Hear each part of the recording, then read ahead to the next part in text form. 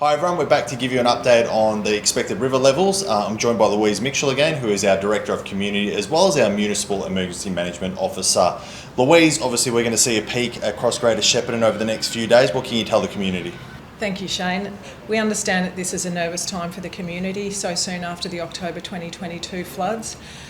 It's important to note that only the flood warnings remain in place for Greater Shepparton at the moment. The severe weather warning's been lifted, which is good news.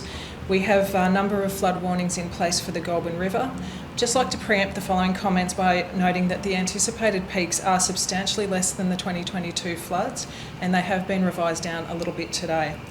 I'd like to reinforce that the risk to properties as well is one of isolation and water on properties more so than overflow inundation.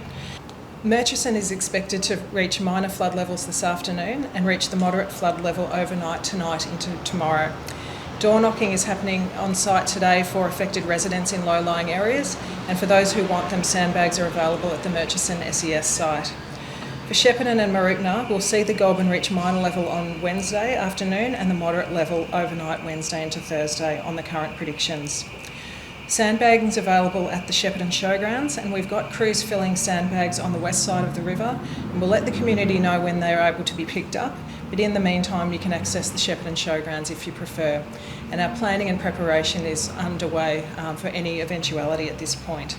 It's important to know that Victoria SES and the Bureau of Meteorology are constantly monitoring the situation. Please stay in touch with official updates for the latest, and we'll keep you updated as well. And then finally, just be prepared and know your local flood risk. You can check your floor levels and assess that risk by visiting the local flood intelligence portal. And I'm just going to finish with a few reminders now, mostly to stay informed, stay vigilant with the latest warnings on VicEmergency and VicEmergency hotline if necessary.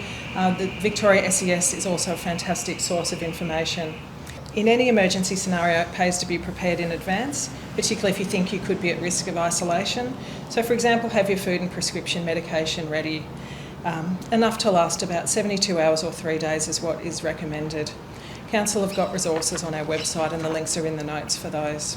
Check in on any families, members, neighbours, friends who might need a hand. Be safe around trees. As always, don't camp or park under trees. And finally, never drive through or walk into floodwater. Thank you. Very good. So obviously some really important updates there, and I want to thank Louise and her team that are constantly working here as part of our emergency management setup.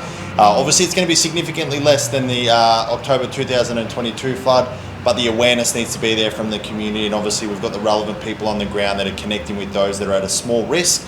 We will bring you another live stream this afternoon, possibly around 6:30 p.m. Keep connected to our socials. That way you'll be able to keep up to date with all the important information. Thanks so much for watching, and we'll speak to you again later this afternoon.